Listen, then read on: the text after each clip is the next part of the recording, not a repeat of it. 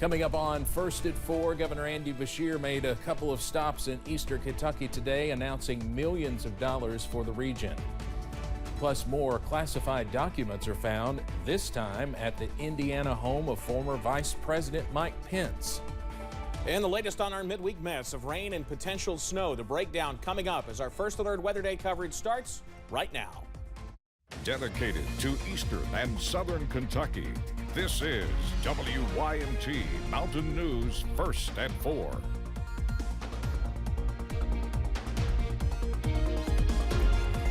Good afternoon, I'm Steve Hensley. First at 4, an active forecast returns to the region soon. You can expect heavy rain, gusty winds, and possibly a little snow. Meteorologist Evan Hatter joins us now with the latest on our First Alert Weather Day. Evan.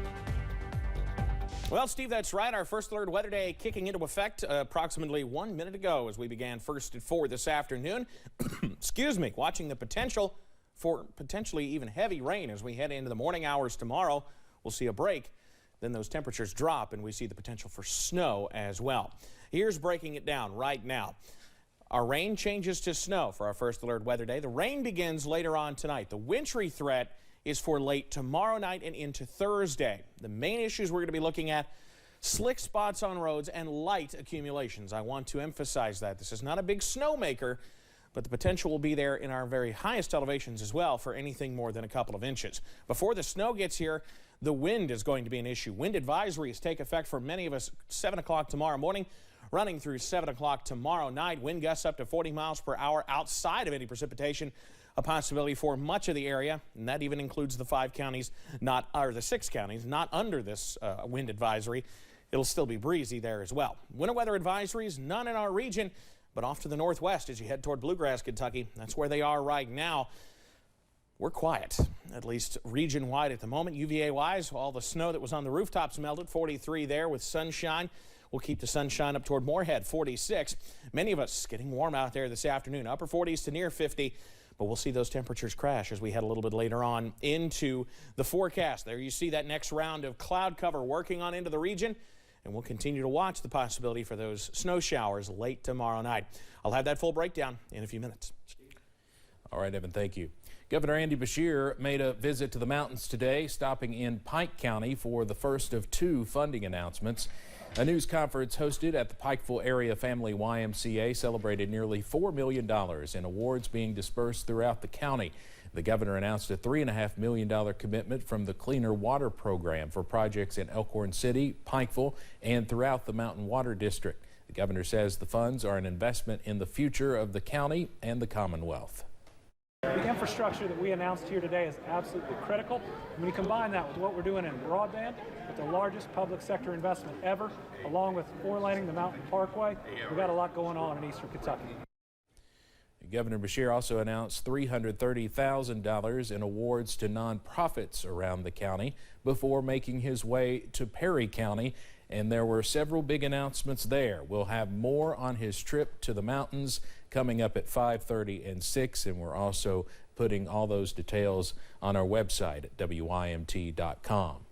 The Challenger Learning Center in Hazard has been providing kids in the region a place to learn outside of the classroom with hands-on experience for more than 20 years. And staff say thanks to private donations, the facility recently received a facelift and a new up-to-date exhibit called Mars, Moon, and Beyond. This used to be an exhibit called Mars Invasion, from coal camp to space camp, that focused on the similarities between the coal industry and the spaceflight industry. Now, we've recently upgraded that because the Artemis missions have kicked off. So this is now Moon, Mars, and Beyond, and we're focusing on those Artemis missions, which are NASA's plan to return us to the moon. The Challenger Learning Center upgrades cost more than $800,000, and Governor Andy Beshear announced this afternoon during his stop in Perry County that the center will receive $100,000 from his nonprofit assistance fund. Olivia Calvi will have more from the Challenger Learning Center tonight at 6. It is National School Choice Week, and students, parents, and educators came together to support school choice policy in Kentucky. Supporters have faced setbacks during the past year. In November, the state Supreme Court ruled against a bill that sets up tax credits to pay for vouchers for private schools. Justices say it unconstitutionally diverted tax money away from public schools. School choice advocates say families need as many options as possible. Like so many other states, Kentucky will break down those establishment barriers and find a way to fund students, not systems. Friends, that day is coming, and I relish being part of the fight and the inevitable victory for education freedom in Kentucky. Throughout the week, events and activities will take place that are meant to shine a spotlight on effective education options in their communities. We are learning new information about a murder case that unraveled during a Southern Kentucky police chase. David Reed was in court this morning for a preliminary hearing. He was arrested last week after a multi-county chase that ended in Laurel County. State police say the body of 53-year-old Rachel Carter was found in a plastic tote in the back of the SUV. He's facing a list of charges, including murder and abuse of a corpse. A Kentucky State Police detective testified this morning that Reed admitted to knowing Carter and causing her death. And he advised that he has known Miss Carter for quite a while, said that he has known her at least over a year, and he advised that there was a physical altercation with this female, and he actually advised that he caused her death. Officers still do not know exactly where the murder happened. The trooper also says 4 KSB cruisers were damaged in the chase.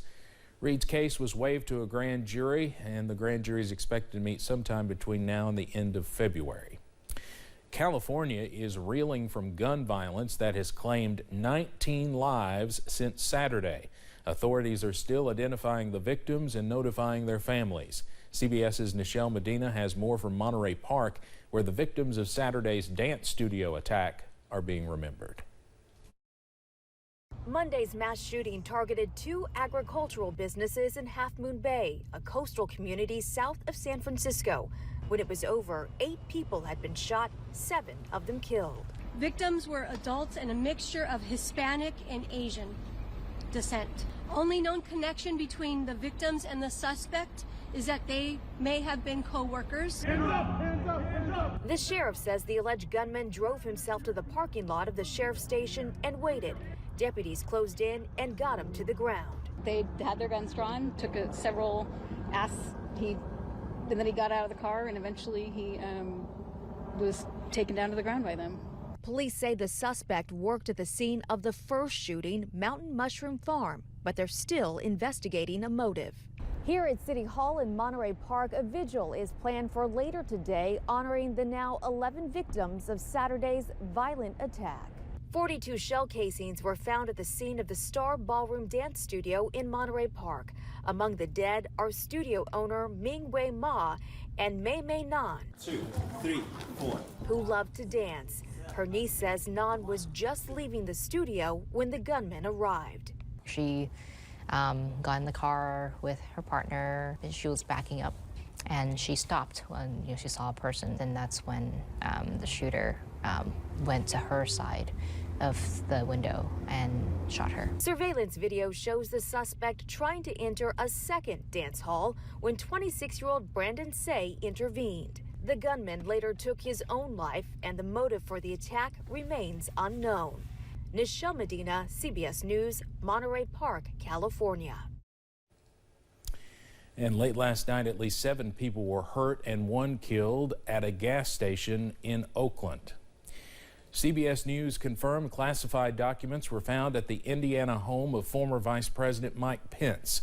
An investigation is underway after an attorney for Pence found about a dozen documents marked as classified last week. The documents have since been turned over to the FBI. During an interview with CBS News in early January, Pence confidently said he did not have any classified documents. Our staff reviewed all of the materials in our office and in our residence to ensure that there were no classified materials that left the White House or remained in our possession. And I remain confident that that was done in a thorough and careful way. In a letter, Pence's lawyer says, quote, the former vice president was unaware of the existence of sensitive or classified documents at his personal residence. He stands ready and willing to cooperate fully with the National Archives and any appropriate inquiry. Coming up on First at 4, rechargeable batteries are everywhere, but they can be dangerous if not used correctly. We'll talk with a fire official on preventing battery fires. Plus, yet more shower activity heads into the region as soon as tonight. The latest breakdown coming up after this.